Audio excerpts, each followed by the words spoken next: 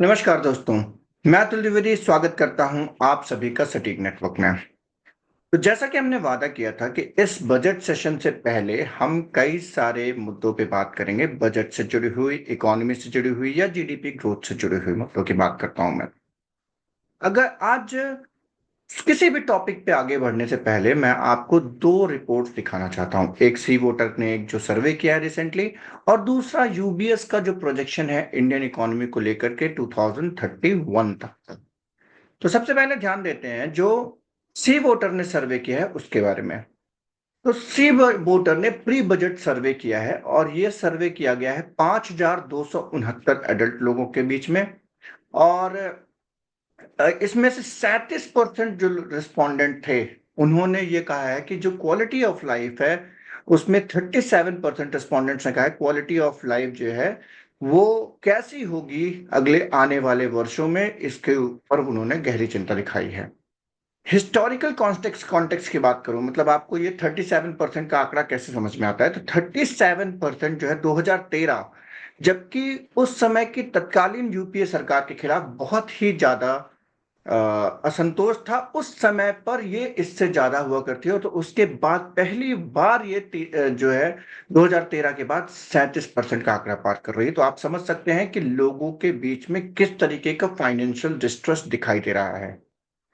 अगली उस पे चलते हैं, देखेंगे कि इसकी सर्वे की फाइंडिंग्स क्या क्या है। तो सर्वे का जो साइज था, जैसा मैंने आपको बताया कि 5,269 एडल्ट्स के बीच में किया गया है। 37% लोगों ने क्वालिटी ऑफ लाइफ को कंसर्न बताया है। इन्फ्लेशन के इम्पैक्ट को 66% लोगों ने कहा है, जबकि और 66% का कहना है कि आज भी महंगाई उसी तरीके से बढ़ी हुई है जिस तरीके से 2014 की, लेकिन जैसा कि हमने बताया कि महंगाई उस तरीके से नहीं बढ़ी है जैसे कि पहले बढ़ रही थी। लेकिन इनकम भी उस तरीके से नहीं बढ़ी है, ऐसा भी है। हाउस होल्ड बजट की अगर बात की जाए तो 66% जो है लोगों ने ये कहा है कि घर का खर्चा चलाना बहुत मुश्किल हो रहा है। एग्जाम्पल देते हैं कि ऐसा कहा जाता है कि 2020 कोविड से पहले के और 2024-25 में अगर बात की जाए तो 2024-25 में करीब करीब 60-70% का हाउस होल्ड में खर्चा बढ़ चुका है। इस तरीके की बातें भी कही जाती है, महंगाई का इतना असर है। खास तौर से अगर आपकी रिटेल की महंगाई दर की बात की जाए उसके हिसाब से बात कर रहा हूँ। अगर इनकम की बात की जाए तो 50% लोगों ने कहा है कि एक्सपेंसेस तो बहुत बढ़ गए हैं, लेकिन उस तरीके से इन्फ्लेशन बहुत तेजी से बढ़ा है पर उस तरीके से इनकम हमारी नहीं बढ़ी है, ऐसा भी 50% लोगों ने ऐसा दावा किया है और ऐसा उनका मानना है। और ये हमारे रिजल्ट्स में भी दिख के आया था कि मनमोहन सिंह की सरकार में अगर इन्फ्लेशन तेज था तो उस समय पे जो ग्रोथ ऑफ इनकम थी, जो पर कैपिटा इनकम बढ़ रही थी, वो भी बहुत तेजी से बढ़ रही थी। लेकिन मोदी जी के कार्यकाल में अगर इन्फ्लेशन नहीं बढ़ रहा है तो ग्रोथ जो पर कैपिटा इनकम है उसकी ग्रोथ भी काफी स्लो है कंपैरेटिवली। तो ये जो है तो सी वोटर के सर्वे की कुछ फाइंडिंग्स हैं। अब ये सी वोटर का सर्वे की जो फाइंडिंग्स है वो क्या कहती हैं। अगर सी वोटर के सर्वे की फाइंडिंग्स के बारे में बात करें तो ये सी वोटर का सर्वे ये बताता है कि हम कि आज के समय में लोगों के बीच में कितनी चिंता है। टैक्स बढ़ता हुआ, रोड पे जो इंफ्रास्ट्रक्चर टैक्स है, हर जगह पे टोल टैक्स है, कई जगह पे लोगों का दावा है कि 1.5 लाख करोड़ में रोडें बन चुकी हैं, लेकिन उसका जो है उससे 5 गुना 6 गुना हाईवेज का जो टैक्स हमसे वसूला जा चुका है। इसके अलावा बात की जाए तो हर जगह पे जीएसटी बढ़ी हुई है। हेल्थ इंश्योरेंस पे भी एकदम हाई नंबर ऑफ जीएसटी लग रही है। और हेल्थ इंश्योरेंस को और कई सारे जो बजट के ऑप्शन थे अगर आप देखें तो जो पुराने बजट हुआ करते थे 2014 तक, या जो पुरानी सरकारों में बजट की स्कीम हुआ करती थी, वो ओल्ड स्कीम और न्यू रिजीम नहीं हुआ करती थी, सिंगल रिजीम हुआ करती थी। अब मैं एग्जांपल देता हूँ। सरकार ने क्या किया है कि ओल्ड रिजीम और न्यू रिजीम में कुछ बेनिफिट्स दिए हुए हैं। जो ओल्ड रिजीम और न्यू रिजीम में क्या फायदा होता है कि ओल्ड रिजीम जो जो है आपको बताती है कि आप घर खरीदिए, इंश्योरेंस लीजिए, टर्म इंश्योरेंस लीजिए, हेल्थ इंश्योरेंस लीजिए, ऐसी सारी सुविधाओं में, ऐसी ऐसे आपके सोशल सिक्योरिटी में या फैमिली की सिक्योरिटी में आप इन्वेस्ट करिए। लेकिन न्यू रिजीम इस तरीके का कोई बढ़ावा नहीं देती और सरकार इस समय जो है तो सारे का सारा जो खर्चा है वो सारा का सारा फोकस न्यू रिजीम में कर रही है और ओल्ड रिजीम वाले लोगों को उस तरीके के बेनिफिट नहीं दे रही है। इस तरीके से सोशल सिक्योरिटी भी उस तरीके से बढ़ावा सरकार नहीं दे रही है। अब हम बात करते हैं यूबीएस ने जो अपनी रिपोर्ट दी है उसके बारे में। तो अगर हम यूबीएस की रिपोर्ट के बारे में देखें तो यंग पॉपुलेशन तो इंडिया जो है थर्ड लार्जेस्ट इकोनॉमी बन जाएगा, ऐसा कहना है यूबीएस की रिपोर्ट का 2030-31 तक। अब इसका बहुत बड़ा कारण है कि इंडिया की जो मीडियन एज है वो 28 साल है, वो उसके सबसे ज्यादा पक्ष में है। और वर्ल्ड में अगर देखा जाए तो हर पांचवा व्यक्ति जो यंग व्यक्ति है वो इंडियन है। अगर इंफ्रास्ट्रक्चर ग्रोथ ग्रोथ की भी बात की जाए तो इंफ्रास्ट्रक्चर ग्रोथ में इस समय जो है तो इंडिया काफी अच्छा करता हुआ दिख सकता है। जैसे बुलेट ट्रेन की कुछ प्रोजेक्ट्स हैं, एयरपोर्ट एक्सपेंशन हैं और नए हाईवेज बनने की बात कही है यहाँ पे। ये सब कारण हो सकते हैं जिसकी वजह से इंडिया बढ़ सकता है अगर हमने इन सेक्टर्स में सही से काम किया तो। अब ग्लोबल कंपनीज जो है कई सारी हैं, जैसे एप्पल ने अपना असेंबलिंग प्लांट, टेस्ला भी हो सकता है इस साल आने की बात करी जा रही है, सैमसंग, बहुत सारी कंपनीज हैं जो इंडिया के बाद China+1 की पॉलिसी में चल रही है। चाइना में तो है ये उनका, वो चाह रहे हैं कि इंडिया में भी अपना बेस बढ़ाए। अगर इस आईटी एंड स्टार्टअप की ग्रोथ जो थी वो भी एक बहुत बड़ा फैक्टर हो सकती है। ऑल्दो इस समय पे पिछले कुछ 2 वर्षों से स्टार्टअप का जो सिनारियो है वो काफी तेजी से घटा है। अगर देखा जाए उस तरीके से जैसी ग्रोथ देखने को मिल रही थी कोविड के बाद या कोविड के 1 साल बाद तक, उस तरीके की ग्रोथ नहीं दिख रही है। और कई सारे बड़े स्टार्टअप जैसे बायजूस जैसे स्टार्टअप जो है तो काफी बड़े फाइनेंशियल क्रंच से गुजरे और उनको एक तरीके से महीनों की सैलरी तक देना मुश्किल हो गया था। इंडियन आईटी इंडस्ट्री की आज की वर्थ उन्होंने बताई कि 245 बिलियन यूएस डॉलर्स की है और इसके ग्रोथ होने के चांसेस बहुत ज्यादा हैं। अलबत्ता कि हम एआई और जो मॉडर्न टेक्नोलॉजीज है उसको कितनी जल्दी अडॉप्ट करते हैं और अपने खुद के जेन एआई मॉडल कब तक लेके आते हैं, इस पे भी बहुत बड़े फैक्टर्स रहने वाले हैं। स्ट्रॉन्ग डिजिटल इकोनॉमी की बात करें तो यूपीआई जो कि सच में एक पाथ ब्रेकिंग चीज है, यूपीआई ट्रांजैक्शंस जो हमारे गवर्नमेंट लेके आई है वो एक बहुत ही पाथ ब्रेकिंग आइडिया है और आज और बहुत ही सिक्योर माना जा रहा है और बहुत ही अच्छे तरीके से उसको हैंडल किया गया है। एक तरीके से इसे एक्सटेंशन भी कहा जाता है, आरटीजीएस लेके आए, फिर एनईएफटी लेके आए, फिर इमीडिएट ट्रांजैक्शन आईएमपीएस लेके आए, इस तरीके से बढ़ा करके इसको यूपीआई ट्रांजैक्शंस तक लेके आए। डिजिटल इकोनॉमी बढ़ने में बहुत बड़ा फैक्टर रहा है और इससे फाइनेंशियल और बैंकिंग सेक्टर की बहुत तेजी से ग्रोथ देखने को मिली है।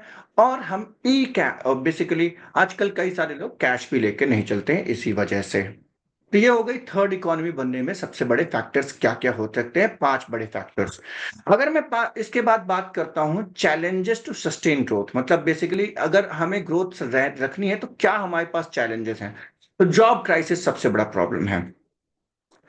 अभी तक अगर देखा जाए तो हमारे पास जो फॉर्मल सेक्टर में मात्र 10%, हमारी 90% जो पॉपुलेशन है वो इनफॉर्मल सेक्टर्स में काम करती है। और अगर देखा जाए तो जीएसटी, नोटबंदी और कोविड के बाद जो हमारे हमारे जो एमएसएमई सेक्टर्स थे उनमें बहुत बड़ा इम्पैक्ट हुआ है। और वो हमारे एमएसएमई जो थे वो हमारी इकोनॉमी की बहुत बड़ी बोन हुआ करते थे। जो हमारा असंगठित क्षेत्र है उसमें भी काफी ज्यादा गिरावट देख दर्ज की गई है, जिसकी वजह से बहुत जॉब क्राइसिस बनी हुई है। इसके बाद अगर इन्फ्लेशन एंड ऑयल प्राइसेस की बात करते हैं, अब इन्फ्लेशन एंड ऑयल प्राइसेस की बात करी जाए तो यहाँ पर ऑयल प्राइसेस जो है वो भी बहुत बड़ा फैक्टर बन सकते हैं। आपको समझना ये आवश्यक है कि जैसे जैसे डॉलर की प्राइस रुपी के कंपैरिजन में बढ़ती है, मतलब अगर रुपी गिरता है तो उसका सीधा इम्पैक्ट हमारी ऑयल बाइंग कैपेसिटी में पड़ता है, क्योंकि हमें ज्यादा रुपए खर्च करने पड़ते हैं और उतना ही इम्पैक्ट हमें पेट्रोल और डीजल खरीदने में पड़ता है।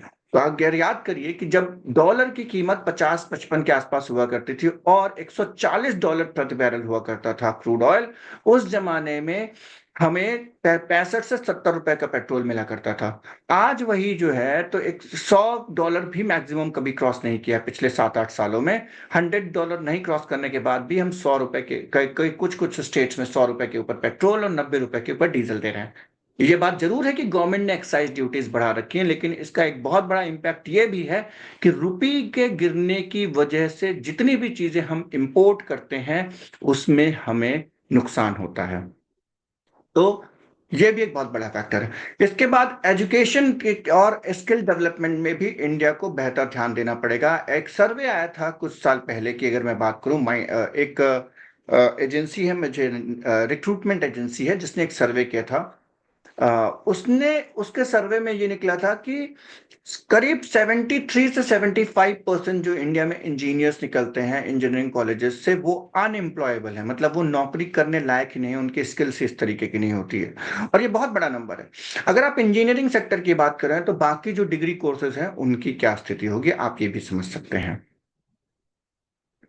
इसके बाद बात करते हैं फाइनेंशियल मार्केट के जो चैलेंजेस हैं। फाइनेंशियल मार्केट के जो चैलेंजेस हैं वो ये इस तरीके के रहे कि स्टॉक मार्केट जो है वो इंडियन मार्केट, स्टॉक मार्केट से $500 बिलियन जो है एक महीने में, लास्ट 1 मंथ में निकाल लिया गया है। जो फॉरेन एफआईआईज हैं उन्होंने निकाल लिया है। इसके बाद करेंसी जिस तरीके से गिर रही है वो भी एक बहुत बड़ा कंसर्न है।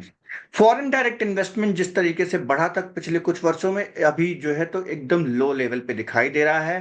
Banking and credit slow down, जिसकी वजह से क्या हो रहा है कि इंटरेस्ट रेट्स बहुत तेजी से बढ़े हुए हैं।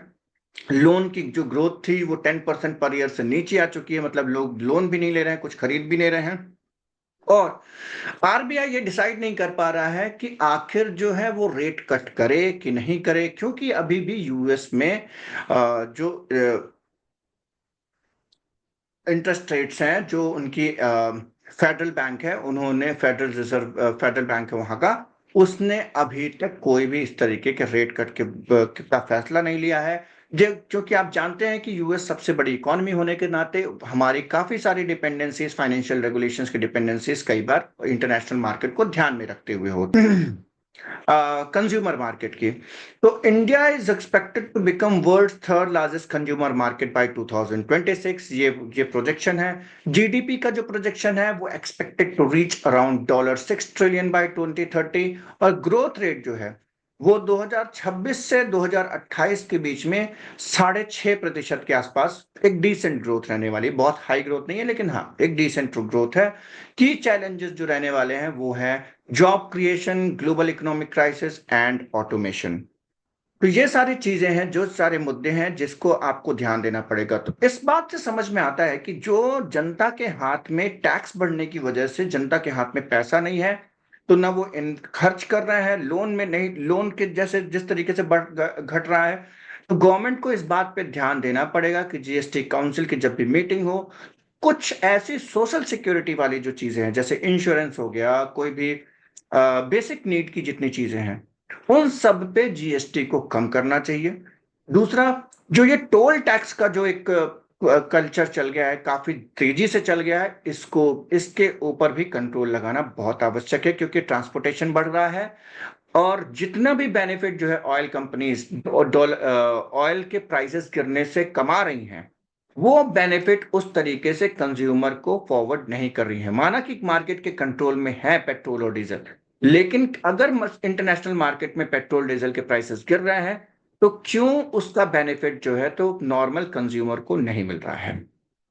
ये सारे मुद्दे हैं जिसके बारे में हम बात कर रहे हैं। हम होपफुल है कि 2030-31 तक इंडिया जो है थर्ड लार्जेस्ट इकोनॉमी हो जाएगा, और 2027 तक हम जो है तो $5 ट्रिलियन की इकोनॉमी बनने के रास्ते पे दिख रहे हैं, अगर कोई इस तरीके का स्लो डाउन, अगर गवर्नमेंट कुछ अच्छे फैसले लेती है। क्योंकि इस क्वार्टर की जीडीपी ग्रोथ ही हमारी 6-6.5% के आसपास आ चुकी है, और उम्मीद है कि ये इस क्वार्टर में अच्छी परफॉर्म करेगी। आप जरूर बताएं और किस मुद्दे पे हम बात करें। अभी तक के लिए धन्यवाद।